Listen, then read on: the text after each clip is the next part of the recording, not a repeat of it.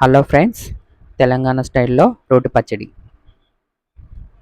ఫస్ట్గా టమాటా, తర్వాత మిర్చి.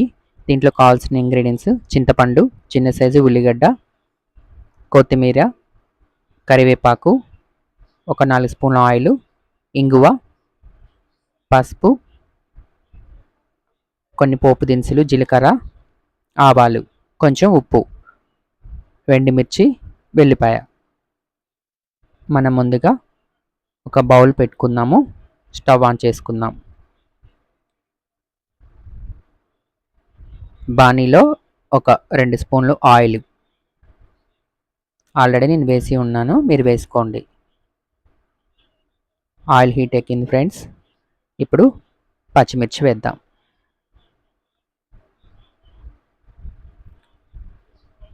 మిర్చి మంచిగా ఫ్రై చేసుకోవాలి, లేకపోతే కారంగా ఉంటుంది.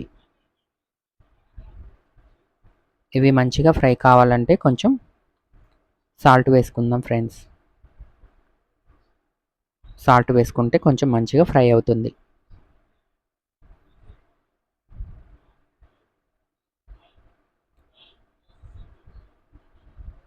ఇలా ఫ్రై చేసుకోవాలి.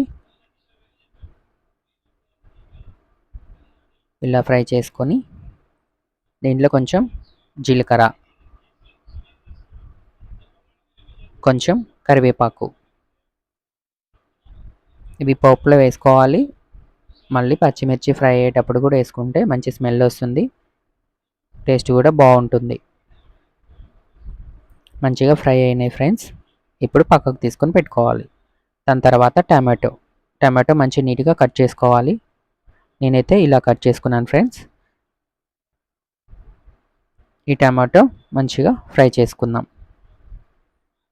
బాణీలో టమాటా ముక్కలన్నీ వేసేయాలి.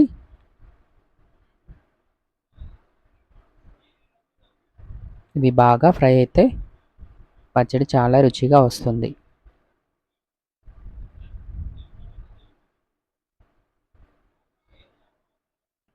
చూడండి ఫ్రెండ్స్, మీరు కూడా ట్రై చేయండి. ఇప్పుడు ఒక 1 మినిట్ మూత పెట్టుకొని ఉంచుతాము, మంచిగా మగ్గుతాయి. ఒకసారి కలపెట్టుకుందాము.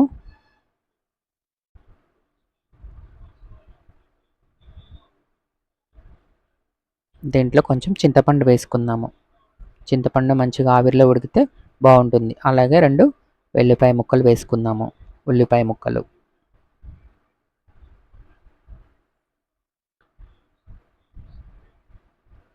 ఒక 1 మినిట్ క్యాప్ పెట్టుకుందాము. ఇప్పుడు మంచిగా ఫ్రై అయింది ఫ్రెండ్స్. చూడండి, ఇలా ఫ్రై కావాలి. దాని తర్వాత ఇది రుబ్బటానికి రోల్ చూసుకుందాము. మిక్సీలోనైతే మంచిగా ఉండదు ఫ్రెండ్స్, రోల్ అయితే బాగుంటుంది. చాలా రుచిగా వస్తుంది పచ్చడి. పచ్చిమిర్చి వేసుకుందాము. దీంట్లో కొంచెం సాల్ట్ వేసుకుందాము. సాల్ట్ వేసుకుంటే త్వరగా మెదుగుతుంది. ఇలా మెత్తగా దంచుకోవాలి ఫ్రెండ్స్.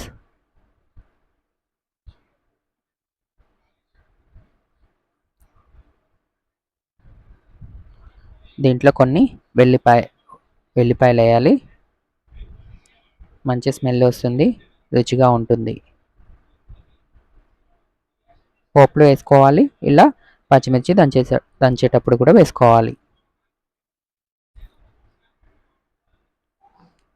ఇలా మెత్తగా దంచుకోవాలి ఫ్రెండ్స్. దాని తర్వాత టమాటా ముక్కలు మనం ముందుగా ఫ్రై చేసుకున్నవి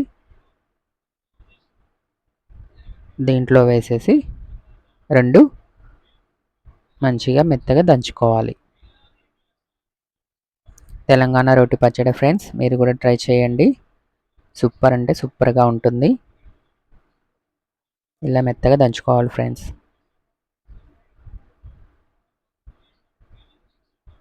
చూస్తుంటేనే నోరు ఊరిపోతుంది. ఇది తెలంగాణ స్టైల్లో చాలా బాగా చేస్తారు తెలంగాణ సైడు. అలాగే 2 వెల్లిపాయ ముక్కలు కూడా వేసి మధ్యలో దంచాలండి. ఇది వేడి వేడి అన్నంలో తింటే చాలా రుచిగా ఉంటుంది ఫ్రెండ్స్.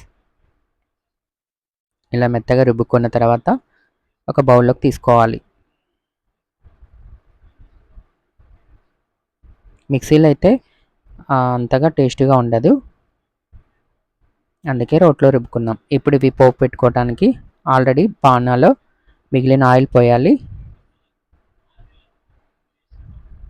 ఆయిల్ హీటెక్కిన తర్వాత వెల్లిపాయలు, ఎండుమిర్చి వేసి కొంచెం కలపాలి. అవి ఫ్రై అయిన తర్వాత ఆవాలు, తర్వాత జీలకర్ర, తర్వాత మినప్పప్పు, తర్వాత కొంచెం పసుపు వేసి మంచి కలియబెట్టాలండి. ఇది మంచిగా ఫ్రై కావాలి. తర్వాత కరివేపాకు కూడా మంచిగా ఫ్రై కావాలి.